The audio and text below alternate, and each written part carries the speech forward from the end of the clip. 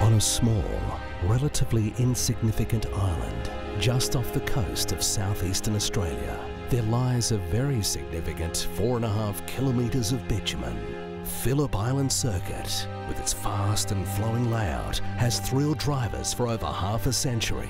And that's exactly what attracts the prestige power of the Vodka Row Australian GT Championship.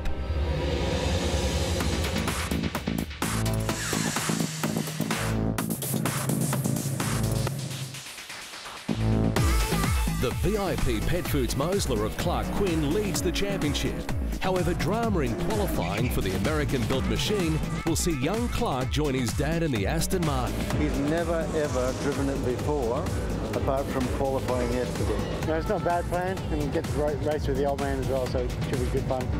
Behind Clark, the title chase is a hot one, with Audi ace Mark Eddy and Viper pilot Greg Crick only narrowly behind in the points.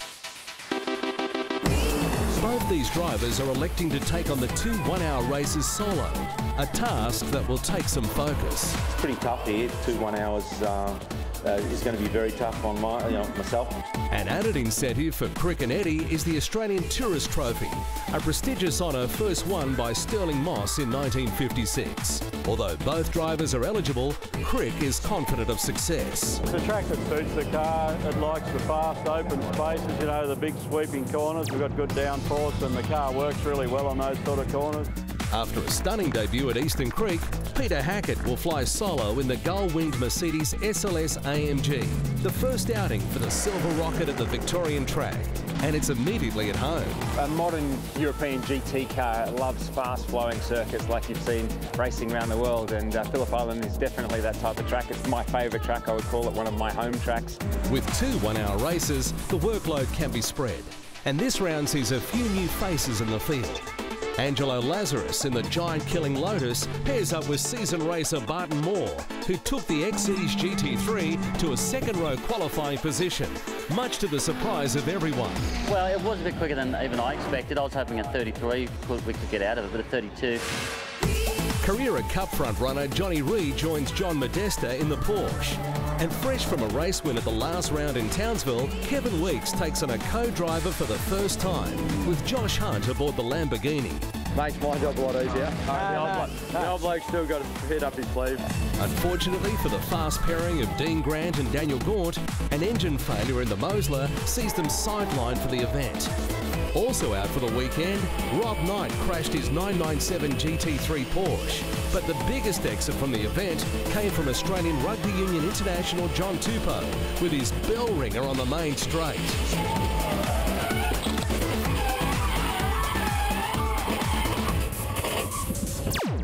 Exotic cars, a fast circuit and plenty of time to go racing.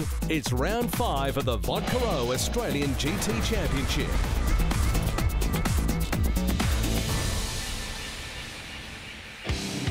Hello and welcome to the picturesque Phillip Island Circuit, some 2 hours south of the Melbourne CBD. A tough field of the country's best GT sports cars are getting ready for the first of 2 one-hour endurance races. At stake today, not only class victory, but the CAMS Tourist Trophy, which has been contested for over half a century. The fast man so far for round 5 is Mark Eddy, claiming the Michelin Pole Award in a blistering 1 minute 31.76. Yeah, it was really good towards the end. We put a soft set of tyres on, which are the 8s, and that proved, I think, the difference. It might hurt us in the race, but it got us pole. Bit of a disappointment. We thought we had it there for about a half a lap, I think, and then Mark came out and popped in a quick one with soft rear tyres, which I wouldn't like to be trying to do a 1 hour race on. So I think their strategy is going to be hoping it's going to rain today. Otherwise, I think in an hour race, they're going to be in a bit of trouble with those tyres. And dramas early for the Mosler MT900R of Sydney-sider Ash Samadi. A fluid leak on the grid, forcing the car to the pits before the start of the race. There was an oil line that came loose. Yeah, we spent and checked the car last night, and it was everything looked fine, everything looked good. And then on the dummy grid there, it was about 2 minutes to go, and someone noticed an oil leak. So, yeah, there was no other signs, but what do you do? So joining me in commentary for this weekend's racing, Warren Luff from Gulf Western Oils Racing. Warren, what a fantastic circuit. The drivers always love coming here. Look, this circuit is ideally suited to these GT cars. Top speed about 260 kilometres an hour and several really good passing opportunities. So the Penfold Audi Sport pace car leads the vehicles out onto their warm-up lap. And at the back of the grid, Tony Quinn in the sole remaining VIP entry after a failure in the Mosler. The Mosler had an oil leak yesterday and it's too dangerous to send it out, and Clark's leading the championship. So he's jumped in the Aston for this weekend. He's been holding off for about 2 years, letting me drive this car, and you know, finally got around to it today or yesterday. So. You feeling any pressure? A little bit. No more than he is. Probably less than he is. I actually prefer the Mosler more than the Aston. The steering's very heavy, and you know, his seat position's slightly different. And I'm steering the car up here, and it's like holding a hammer up like this for you know, half an hour, which is. So you're saying your father's fitter than you are? I don't want to admit it on national TV, but there's a chance. And this is how they'll line up for race one of the weekend. Mark Eddy from pole position. Greg Crick will start out of second. Peter Hackett out of third. Kevin Weeks in the Lamborghini will start from fifth. And a great qualifying effort from Ian Palmer in the Dodge Viper. He'll start out of eighth. Rob Sherrard in another Viper in 10th. Peter Boylan, our challenge class leader, he'll start from 12th. And Tony Quinn will start out of 14th after a pretty tricky strategy run in qualifying. We'll talk about that a little bit later. Lots of onboard cameras. Here's Tony at the back of the field in his beautiful Aston Martin. Kevin Weeks, the Lamborghini, the Superlock Lamborghini. He'll carry one of the cameras this weekend. Peter Boylan, the GT3 997 Cup car. Mark Siemens, the local Victorian, he'll be looking for a strong round at his local circuit. And, of course, Mark Eddy, our pole sitter for the weekend. This is Bart Moore in the Little Lotus, the giant killing machine, up in third position. And Peter Hackett in the Mercedes SLS making its debut here at Phillip Island. And Greg Crick, the man who is in charge of the Tourist Trophy right now, as they line up for the start 2 by 2. They'll be looking for the green flag. That'll signify the start. It's flown, and they're away. Mark Eddy got a brilliant jump on the field. Kevin Weeks down the inside of the SLS of Peter Hackett. That's brave on cold tyres. He certainly timed the start of that race well and was able to get up the inside, and he's into third. Pretty willing, pretty early. I mean, we've got a whole hour as we ride on board with Bart Moore into the Southern Loop for the first time. What a brilliant job this car and driver combination has done this weekend. They are so fast. Watch for him to push really hard in these opening laps, trying to take advantage of the cold tyre and really try and get up the inside. Here you can see down the inside, looking to have a run on the Lamborghini, but Weeksy shuts the door. That's pretty defensive, pretty early. There's a lot of racing to go as we see Tony Quinn now make the pass on Mark Siemens. As we said earlier, he's coming from the back of the grid. It's not going to take him much time to get through this field. He's playing a very distinct strategy game. We'll talk about that a little bit later on, see if it actually works. It all comes down to play with time in the pits and all that kind of thing. So Kevin Weeks through the hay shed on the approach now to Lukey Heights. It's nice and tight on that line. Probably, a little bit too tight. Got very sideways. Yeah, trying very hard. And as he said, in these opening laps, it's cold tyres, really trying to get the most out of them, but trying to sort of also conserve tyres because, as you said, these 1 hour races, it's all going to be won and lost based on tyre strategy. And Greg Crick, he's a tricky driver. He's been around for a lot of years. He positioned the car beautifully, so it wasn't going to be an easy pass for Weeks as they make their way onto the main straight. Eddy has gapped them quite well in only one lap. Those soft Michelin tyres coming up to temperature very quickly. We'll have to wait and see what happens at the rest of the race for those softer Michelins. But look at Tony Quinn scything through the field, going past the Flack brothers in their Porsche 997 Cup car down into turn 1. Slots back a gear. We'll watch a replay of the start here. Kevin Weeks dives to the right-hand side. It's really like Peter Hackett got caught napping at the start there. He didn't anticipate the start well enough, and Cricky obviously goes down by the outside, and Bart Moore gets in on that action as well and thinks, I'll have a piece of that. So Hackett definitely caught napping off the line. Weeksy slides down the inside. Race 1 continues after the break.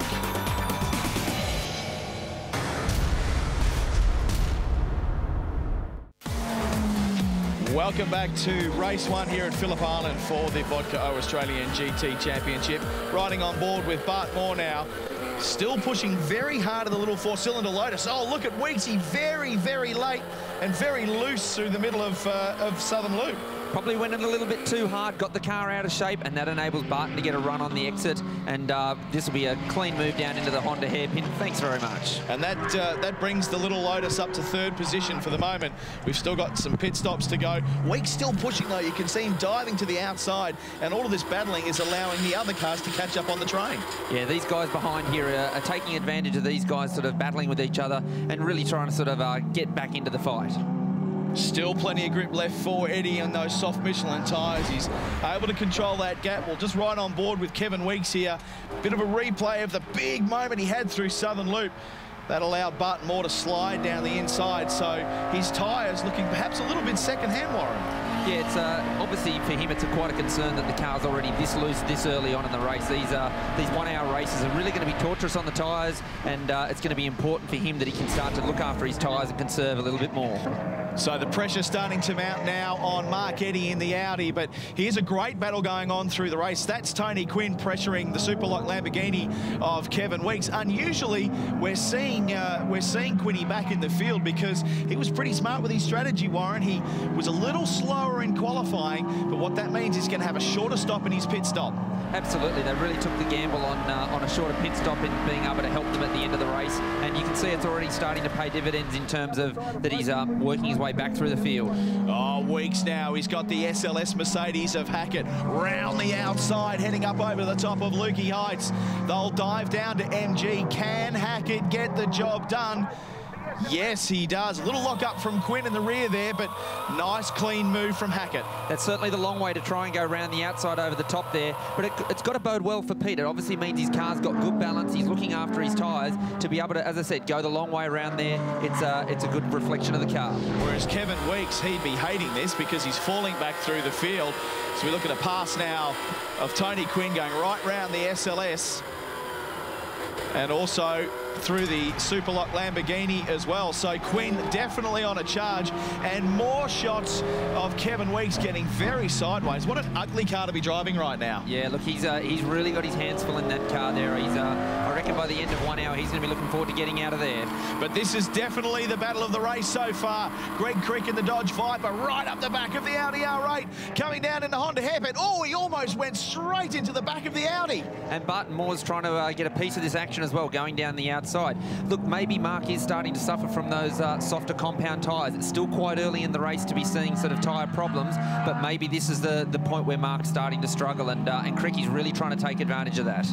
And this is such a great circuit for the big V10 Dodge Viper as well. As you can see, the gap already being built on board with Bart Moore down into Honda. He had a fantastic view, and while these guys are battling, this is allowing him right in the mix. And certainly that little Lotus, as this race goes on, is going to look after its tyres, and here we can see he's already starting to monster the back of the Audi, so he's really trying to take advantage of the problems that Mark's suffering. And there you go, little Lotus straight down the inside into turn 1. He was in the draft, and can you believe that a 1.8 litre turbo 4-cylinder has just blown past an Audi V10? Well, that's the whole idea behind this GT category. The parity has worked out, so the cars are very even.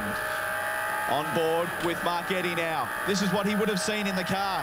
Left, right goes Bart Moore. And then all of a sudden, the little Lotus is down the inside.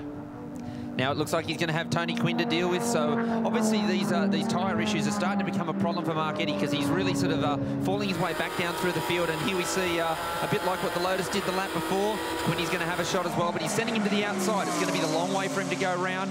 It's going to be a tough old challenge around the outside of turn 1. Did he take his brave pills? He's gone straight past him. A little bit untidy down into 1 as we finally see Kevin Weeks come in for a pit stop. It looks like he's going to hand over the reins to his co-driver, Josh Hunt, as well. They're looking at changing that right rear, if you saw there, Warren. So that was the one that was giving him plenty of problems. It certainly was, and you could see that that Josh Hunt had his very sophisticated seat insert of the cushion off his grandma's lounge. Oh, as you see Bart Moore blow past Peter Boylan, but still get very sideways and a little untidy going over the top of Lukey Heights.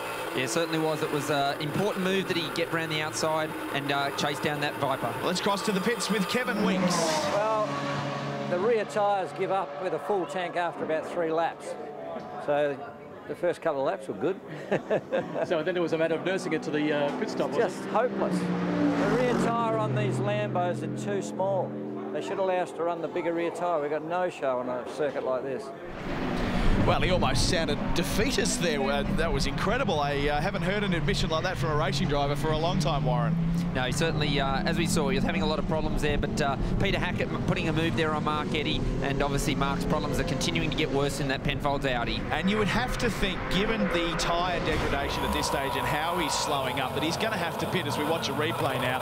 Very easily done by Peter Hackett. The pass wasn't contested at all by Mark Eddy, so I'd imagine we'll be seeing him in the pits fairly soon for some kind of tyre change, as we now see Greg Crick in the Viper come in as well. The team will go to work.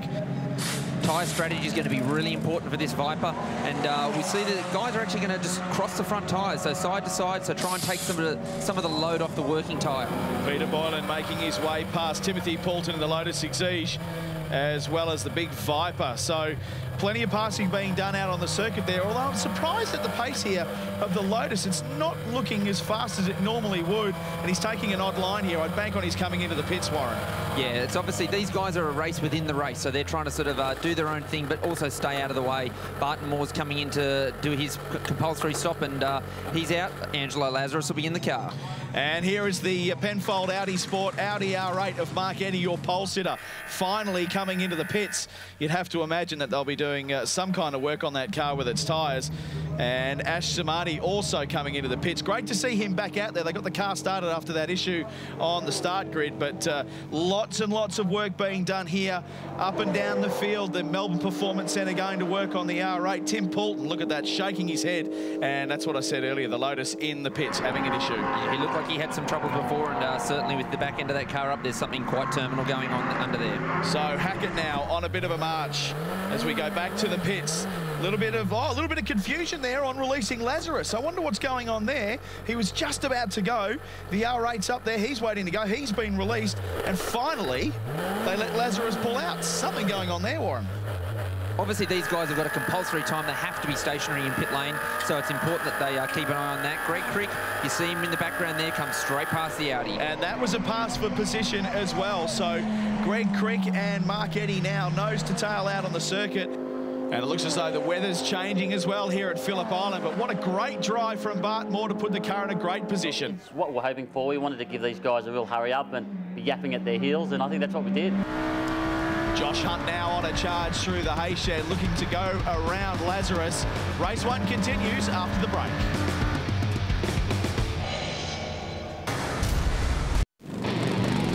Welcome back to Phillip Island for the Vodka O Australian GT Championship as Peter Hackett in the Mercedes SLS makes his way into pit lane.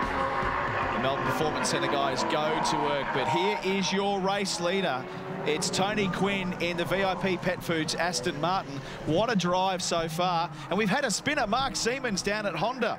Yeah, obviously he's made a bit of a mistake, but it's going to be important for Tony Quinn to be able to stretch that lead.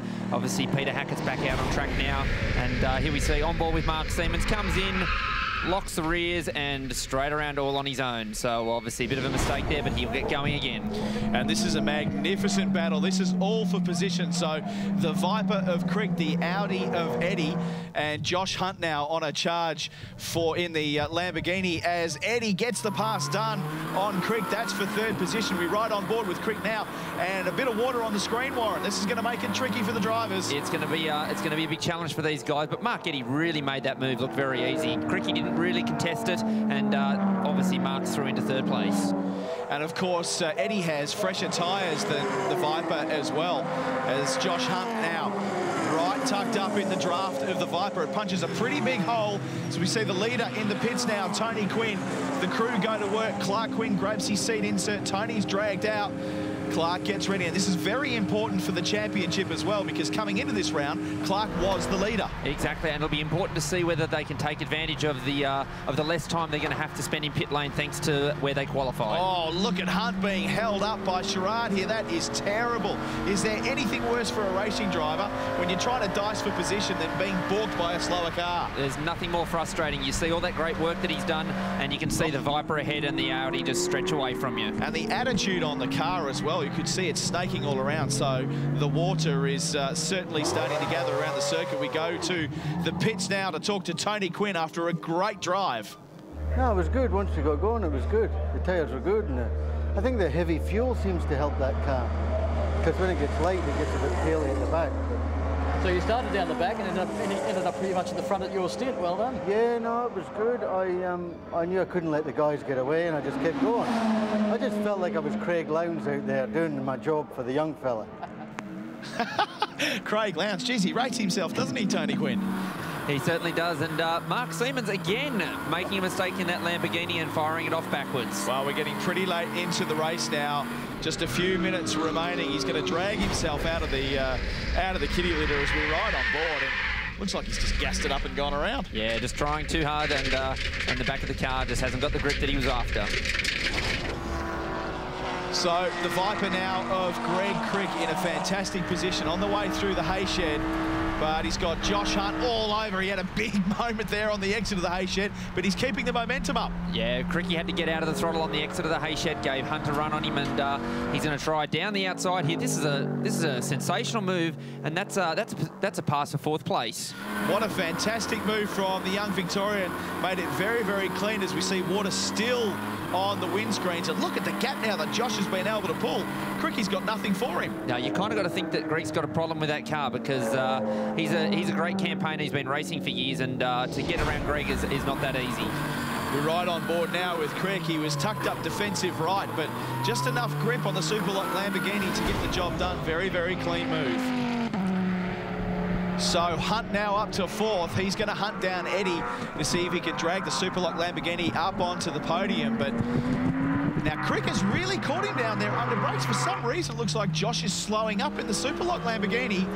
Did you see anything in the car there, Warren? I couldn't pick it. No, but certainly his pace has definitely dropped off. There's obviously some kind of problem there. You can see Oscar, the crew chief, he's on the radio. There's some worried faces in that Superlock Lamborghini pit area, so there's obviously something wrong. And the battle for second position continues. Mark Eddy getting a run now on Peter Hackett. He's tucked up right behind that giant wing of the SLS. I wonder what he can do in the draft. He's really going to try and take advantage of those fresher Michelin tyres that he's got on. And same again, you can see Pete doesn't really even try and sort of contest it. He knows that obviously Mark's got better speed, and he's obviously straight through into second position. So with only minutes remaining in this race, the Superlock Lamborghini pulls into pit lane. Oscar Fiorinato at the back of the car there. They're going to work on that right rear. They've got a tyre ready, but we'll have to see what happens here, because we couldn't see definitely anything in the car. And the crew just shaking the wheel there. It looks like it might be some kind of hub problem. Yeah, there's something obviously that's not quite right there, and that's going to be terminal for them. Oh, very sideways, Clark Quinn off the southern loop. He's got Mark Eddy all over him. This is for the lead of the race. He's got fresh tyres on. Clark goes defensive right. What will Eddy do? He can try and get the over-under done, but it looks like Clark just locked up the rear brakes a little bit. The Audi's definitely got the pace advantage on the Aston, and you've really got to think it's only going to be a matter of time. He's got time is on his side. He's just trying to size him up and work out where he's going to pass him. Clark's not shy of squeezing him either. He didn't leave Eddy much room there, but now Eddy's got the run, and this is the pass for the lead through the hay shed. Eddy has gone from pole position back through the field, and now comes back into first with just minutes remaining. That was a great move. It looked like Clark got a little bit wide on the exit of the turn, maybe out on the ripple strip, and it was more than enough to allow Mark through into the lead. And we're not entirely sure whether that was grip or something else. We ride on board with Quinny. There you go. He's missed the gear. You could just see him fumbling on the gear shift. That allowed Eddy through. He will hate that, Quinny. And that's allowed Eddy to build a massive gap to the final corner. Coming down to the checkered flag. It's been a red letter weekend so far for the Penfold Audi Sport R8 as Mark Eddy takes race one here at Phillip Island for the Vodka O Australian GT Championship. It's smiles all around at Melbourne Performance Centre. Great drive from Tony Quinn, and Peter Hackett rounds out the podium. Ian Palmer, a great result as well in fifth. And the first of the challenge classes, John Modesta and Johnny Reid. Yeah, mate, it was brilliant. They really worked hard. The team, Penfold Audi team, really worked hard. So our strategy, it seemed to work. We had to use up our soft tyres. They didn't work in the race, and we went hards on the rear. and it it came down the last 3 or 4 laps. Yeah, no, it was good. The plan was to leave the old man in there for as long as we could, because he's doing such a great job. And you know, with my inexperience in the car, you know, as the least amount of laps for me, the better. So you know, I jumped in there in the end, and it was exciting to say the least. You know, we're making progress on the car. That's the most important thing. The tyres went away on us a little, and that sort of held one hand behind our back, but it's still a good result. Number one, we're very happy, and we're looking for a better one this afternoon as well. So race one's been run and won. Stay with us after the break. There's another hour of GT action from Phillip Island.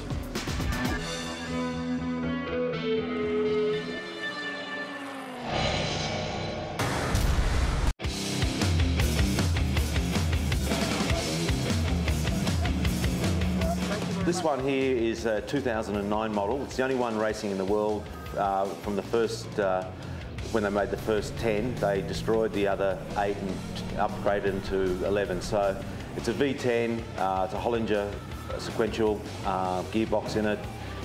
The aero on the car is incredible. It's full carbon fibre car. It's a beautiful car to drive. It's really fast. You know, it's having aero here. We don't have the power of some of the cars here, but we've got very high corner speed. Brakes work fantastic. Audi have now gone to steel brakes. This is a little bit unique too, having carbon brakes. At this year's Armour All Bathurst 12-hour, Eddie was joined in the Audi by some racing heavyweights, with the trio finishing second, narrowly behind the highly rated internationals.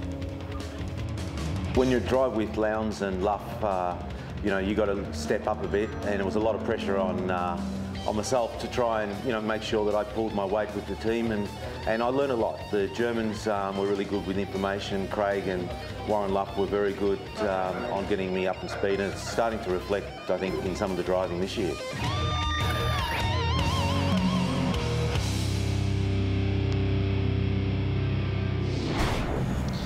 Getting set for race 2, and recently the Australian GT Championship found itself under new ownership and a new direction, and plans are in place to see an influx of new machinery in 2012. With the FIA European GT3 Championship overseas, they work on a very similar wavelength in terms of the cars. They do a very, very good job at the parity aspect of that. So therefore, we don't see a need to reinvent the wheel there. So it's highly likely that, you know, the ideology of the category going forward will be to introduce those cars, but possibly 12 months later than they do overseas, so that you'll see 12-month-old vehicles here in Australia racing under a very, very similar set of technical regulations and parity parameters. There'll be some more Audis, current spec Audis, as ran at the 12-hour last year. There'll be some 4, 5, 8 Ferraris on their way. I believe there's 4 or 5 of them coming, so yeah, it's looking really strong for next year. Why did I buy the category? I think it's probably one of the best categories in the country, and purely and simply because all the other categories seem to be the same. The V8s are the same, the Formula 4s are the same, Carrera Cup's the same. These things here, everything's different, and, you know, it appeals to a much broader spectrum of people. So the cars take to the circuit for the start of race 2 of round 5 of the Vodka O Australian GT Championship. Mark Eddy will start from pole position. Peter Hackett out of 3. John Modesta, first of the challenge class, he'll start from 6th position. And Damien Flack and his brother Adrian will start out of 8th. Mark Siemens in the Lamborghini will start from 10th. Kevin Weeks and Josh Hunt, after a very tough first race, they'll start out at 12th. That's Ash Samadi on screen. It's good to see him back after pulling into the pits and retiring the car in race 1. Rob Sherrard, we're on board with him, the Tasmanian, and Ash Samadi in his Mosler MT900 GT3. Hopefully he can have a better race this time, as the Penfold safety car heels off down pit lane. Again, the cars run side by side for this formation start. It's a bit of a cat and mouse game. They're all waiting to see that green flag and who's going to get the jump. Damien Flack there right up behind John Modesta. He's in the challenge class. Gear selected, eyes forward. Mark Siemens, he had a hard first race, lots of spins. They come down to the main straight, all eyes up at the starter's box, waiting for that green flag to fly, and that will signify another 1-hour race in the Vodka O Australian GT Championship. The revs and the speeds start to rise, and the flag's flying and we're away for race 2. Mark Eddy, a great jump, and Tony Quinn just tucks in behind him. and it looks as though this time a much better start from Hackett. Yeah, Pete would have been kicking himself for that start in race 1, so he's straight away there into 3rd place. Flack going up the inside of John Modesta. No, can't get it done. Showed the nose, though. Let Johnny know that he was there, but the ProSurf Porsche was awake to that little manoeuvre. And Tony Quinn's really wanting to get on the job in this race too. He's pushing hard all over the back of Mark Eddy, trying to look for a run down here into the Honda hairpin. And here's a pass by Greg Crick on the SLS as well. So Cricky not wanting to muck around. He wants to get on with the job. Oh, no. It looks as though Tony Quinn's just locked up the rears. That's caused mayhem behind. Damien Flack's gone around as well. They scatter like 9 pins. No harm, no foul at this stage, although Tony Quinn's finding it difficult to get back out onto the circuit. A little bit of moisture down there at Honda hairpin has caught a couple of the boys napping. Flack makes his way back onto the circuit and gets on with the job, but right up the front of the field, it's that Audi again. He has absolutely bolted, although he's got Crick all over the back of him now. And the big winner out of that exchange down at the Honda hairpin was Peter Hackett. He gained a spot for not having to do anything. Oh, the Team Erebus SLS was Johnny on the spot. He's closed the gap and now goes for the outside pass around Crick. V8 Mercedes power versus V10 Dodge American muscle. Who can bring it down onto the straight in 2nd place? They're side by side. That's massive. It's 200 Ks plus, Warren. That's a huge move coming onto the straight there at Phillip Island, and Pete's done it superbly. He's now really got that Audi in his sights, looking to make amends and get to the lead. He was so aggressive. He just chopped across the nose of Greg Crick there. So Greg not left napping. He will keep the Mercedes in his eyes. He's got plenty of grip as they come down to the southern loop again. Eddie's watching this in the mirrors. He'd be thinking, maybe I can get a bit of a gap if these two keep playing, but wow, so early on in the race, such aggression. It bodes well for the rest of the race, and here comes the move. The SLS shows the nose again to Audi. We're right on board with Team Erebus right now. He goes to the right-hand side. He gets the pass move. He's got 10-stage ABS, and he's going to need every stage of it. Crick follows him through as well. Mark Eddy's the big loser out of this situation. He's gone from 1st to 3rd in a matter of 1 corner, and now he's got Kevin Weeks all over the back of him. Yeah, Weeksy wants a bit of this action as well. He drove the tyres off that car in race 1, and it looks like he's going to try for it again. Vodka O replay now of Tony Quinn down into Honda, locked up the rear brakes, almost took the Audi with him. Another loser from the first lap incident was Damien Flack. Same as Tony Quinn, locking the rears, comes in there too hot, and around he goes. We'll have a look at it on board with Tony Quinn as well. He gets a great run on Eddie, runs over that little bit of water, Warren, and then she's all gone. Yeah, he got in there way too deep and grabbing those rear tyres, and away it went. And it's not easy to get those slicks out of the wet as well, as we watch a replay of the pass on Eddie by the Team Erebus SLS Mercedes. The Viper gets through, the Lambo gets through. It's a pass fest. And whilst those guys are battling up the front, Ash Samadi's making his way through from the back of the field. What a great pass on John Modesta. Nice and clean. Oh, Johnny, hold it together. No, he's gone around. He sort of took his eyes off the road there as Ash was passing him, and then it was all gone. Back to the leaders with Peter Hackett doing a great job of controlling the pace at the front there. Kevin Weeks down the inside. That's a pass for 3rd place. So Mark Eddy, is he trying to rely on the same strategy as race 1? Let the guys run away, get to the pit stop, and then try and sort of conserve towards the end of the race? Well, certainly, as you well know, at this circuit, tyre life is imperative as we go on board with Mark Eddy. A very clean pass from the Superlock Lamborghini. Kevin Weeks riding a wave of confidence at the moment. He had a race win at the last round at Townsville, as Crick now sizes up the SLS Mercedes down into turn 1. Can he make the pass for the lead? He gets the job done. That's a great move down the inside there into turn 1. 2 cars going down there, 260 kilometres an hour at the end of the straight, giving each other plenty of room, and Cricky's through into the lead. On board with Team Erebus SLS of Peter Hackett. Very nice move, and of course this is very, very good for Crick's championship as well. He comes into this round in 3rd place, and he's got Clark Quinn, who's now, or Tony Quinn, sharing the car with Clark, who's down the back of the field after that spin down at Honda hairpin. So Cricky will be been spoken to by his team. He'll know his championship position. But, oh, look at the pass by the SLS Mercedes of Hackett. Sneaks down at MG. That is a brilliant move. Yeah, that was almost too easy. You could see he had heaps more speed going over the top of the hill there, and Greg didn't even really try and sort of block it. So you've got to wonder, maybe, has Greg now got a problem? Well, he's a wily veteran. He's been around for a very long time, as you know, Warren Luff, and there's a lot to play for. There's race wins, a championship at play, the Cam's Tourist Trophy. He's not going to make any mistakes, and he's not going to risk those tyres as well. Although he gets back into the draft, another pass for the lead. Sensational GT racing at the island. The aerodynamic grip of these cars makes passing so good, and that's why they're so well suited to this track. So stay tuned for more action after the break.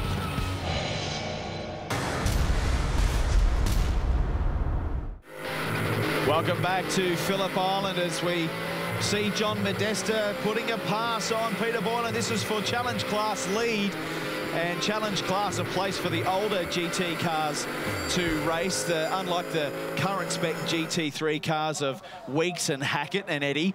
The older 997 Cup cars, the Lotuses of the like, they've got a place to race here in the Australian GT Championship, but in Challenge Class. Speaking of which, poor old Tim Poulton and Stig Richards once again pushing the Bundaberg Lotus back into the garage. Back to a battle of our leaders here. We've got Peter Hackett looking to monster the back of the big Viper there. And you can see at this point of the race, Pete's car just seems to be a little bit kinder on its tyres. The Viper's sort of running a little bit wide. Pete gets a run on the exit of the turn. Now the big run down to turn 3. He's on the inside, but this is going to put him to the outside coming into the Honda hairpin. It's going to be a case of, can he make it stick through here? Easy does it. And there's just such mid-corner grip on that SLS, the Team Erebus Mercedes. And we'll just watch a replay of it here. I mean, we're 3/4 of the way through the race. And have a look at the tyre life. It's a clean pass. The Viper's got nothing for him. Kevin Weeks, he's in a world of hurt there on the inside coming onto the pit straight there. I'd say he's got a flat tyre. Well, they had that issue in race 1 as well, and you could just see the back of the car sitting down. So the Penfold Audi Sport R8 gets past, and boy, oh boy, they'll be scratching their heads in the Superlock Racing camp this afternoon about those tyres. And another failure for the extra soft entry of Adrian and Damien Flack as well. That's a right rear. Oh, look at it scraping the back of the car. That's 2 cars within a lap that have had right rear tyre failures. So, and that shows us clearly what went wrong there with Damien Flack. Right rear tyre failure coming onto the pit straight there, and that's not a place that you want to have it happen. No, that could have been very, very ugly. Generally, if that happens, you find yourself hung up on the pit straight wall. So the car now making its way back round to the pits, but here's a pit stop. Kevin Weeks gets pulled out of the car, takes a deep breath, and it looks like Josh Hunt is going to slot in as well. And here's Ash Samadi. What a fantastic race he has had. Big comeback, now into 4th. Let's hope these ongoing tyre issues aren't a problem for Josh Hunt. Well, Hunt was certainly easier on the tyres this morning, but I don't know. We'll have a look at Kevin's tyres. Oh, have a look at that. Back rear, right rear, just blew on us. It was getting really slippery the last 3 or 4 laps there. And what you hear is under braking, you hear a shudder, and that's a bit of a telltale that the right rear is going to go. So the Viper now of Greg Crick making his way into the pits. Clearly those tyres have screamed enough.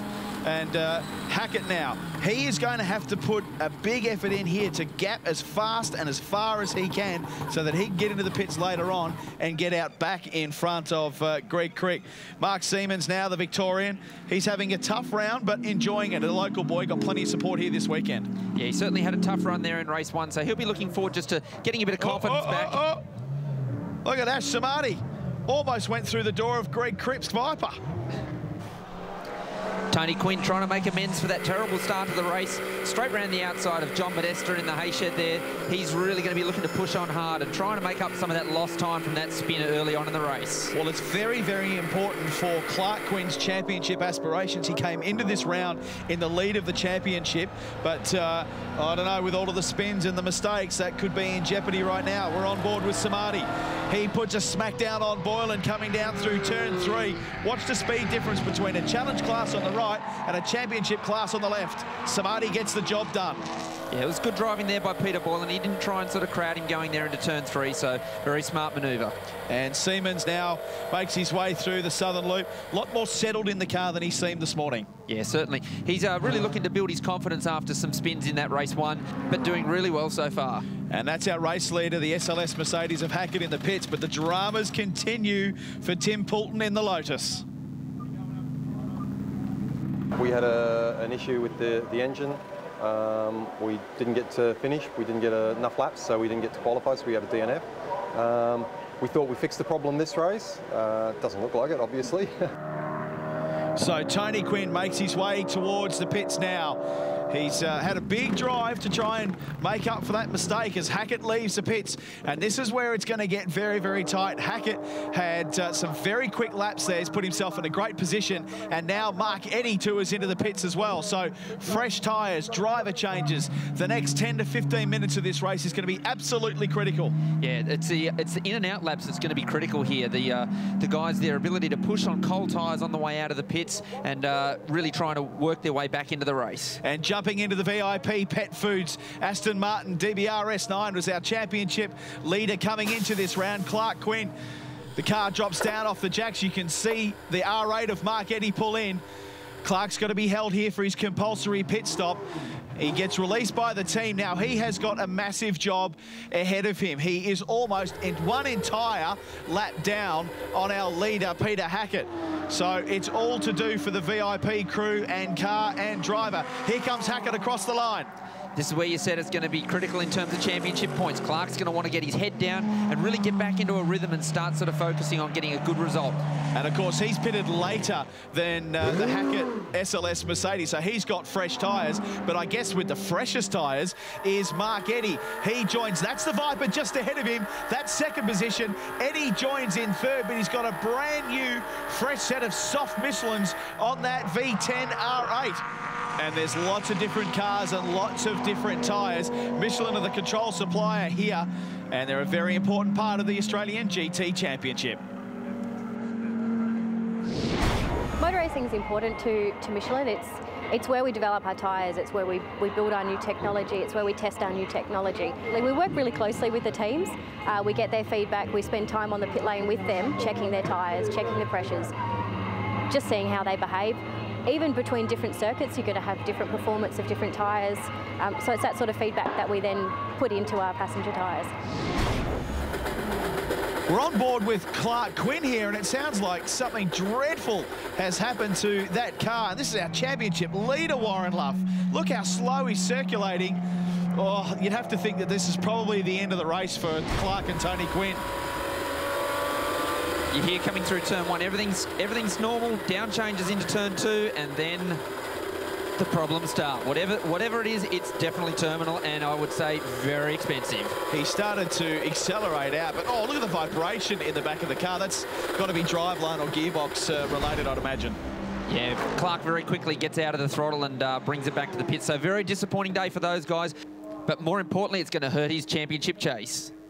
Yeah, that ends a torrid weekend for the VIP Pet Foods team. I would imagine they'd be quite happy to see the airport out of Melbourne tonight. But this is the race for second. You can see the gap has closed between Eddy and Crick. Eddy's got the fresher Michelins on. He's been a powerhouse all weekend, and he's applying the blowtorch to the back of the big Dodge Viper through the hay shed. Look, Mark's done a fantastic job of really managing his tyre strategy through these races. We've seen in both races, he's really sort of conserved early on. It's enabled him to charge at the end, and here we go straight away down the inside, second place. Now he's on a charge. He's got Peter Hackett in his sights. And Crick just gave him a little bit of a nudge to the right there to make sure he wasn't going to get it that easy, but that's a big pass now. I wonder if there's enough time for him to chase down the leader, Peter Hackett in the SLS Mercedes. He's got the job ahead of him, but he's got the equipment underneath him. He's shown that all weekend, Warren. It's really going to come down to, has he got enough time left in the race? He's certainly got the speed, but it's going to come down to time. Well, out of time, laps and luck, unfortunately, is Clark Quinn. It's been a disaster of a weekend. You know, we're just pacing around there. We're looking good. You know, get a good chunk of points. But I was just going down the straight, and all of a sudden, a big clunk happened, and it's apparent that the diff is gone again. Well, sad reports from VIP Pet Foods Racing, but Team Erebus, they have done the job in race 2 here. Peter Hackett comes out of MG for the final time. This is a new car to Australia. There's only one of them in the Southern Hemisphere, and Peter Hackett is going to guide this magnificent GT3 race vehicle to its first win anywhere in the Southern Hemisphere. The team's out on the wall, Betty, the team owner, and everyone from Team Erebus celebrate as Hackett takes the win in race 2. What a brilliant drive from the Melburnian. But it's Eddie who crosses the line for race 2, but will take the round win and the CAMS Tourist Trophy, and will also take the championship lead. Crick in the Dodge Viper didn't have enough left to hunt him down, but a great weekend nonetheless. Here are your race results. Peter Hackett giving Mercedes the first win. Mark Eddy takes the round in 2nd, and Greg Crick in 3rd position. A brilliant drive from Ash Samadi in 4th, and John Modesta the first of our challenge class home. Peter Hackett, he's a happy man. This is a fantastic accomplishment for a very new team. We've made some great progress over the weekend, and my dad's down, so it's really nice to be able to do this in front of a big crowd for GT racing in a standalone event. And you know, things are looking up for the SLS and Team Erebus. We've got some good data out of this weekend. We've found you know, a few tweaks in the car, and we've shown really good race pace once again. And a big congratulations to Mark Eddy as he takes home the CAMS Tourist Trophy. It's a perfect weekend, mate. It's really fantastic to be up here. It's hasn't been a lot, so you know, really is fantastic weekend for us. We had the speed early on. The first half of the race we were fine. We could run with Eddie or with Pete in the Mercedes, and that was a lot of fun. But the second half of the race was a different story, where we just suffered with very bad tyre degradation. Number one's where we wanted to be, and we achieved that. So we're stoked. Gives me good grounding before the Career Cup round here as well. So very pleased. The competition was really tough, to be honest. You know, we're against Johnny, and he had a lot of experience in GT Cup, but that's all part of it. It's really, really good fun. Really good fun. This has been really satisfying, mate. It's been a really hard-fought victory today, and we're very pleased. So it's been excellent. So after a sensational round, Mark Eddy takes the lead in the championship from Greg Crick. Clark Quinn drops to 3rd with Ash Sabadi in 4th. And after another consistent round of driving, Peter Boylan's got one hand on the trophy for the GT Challenge class. Tim Poulton, the shocker, and Damien Flack holding there in 3rd. So that's all the race action. Thanks for joining us here at Phillip Island. On behalf of Warren Luff, I'm Matt McKeldin. We'll see you next time.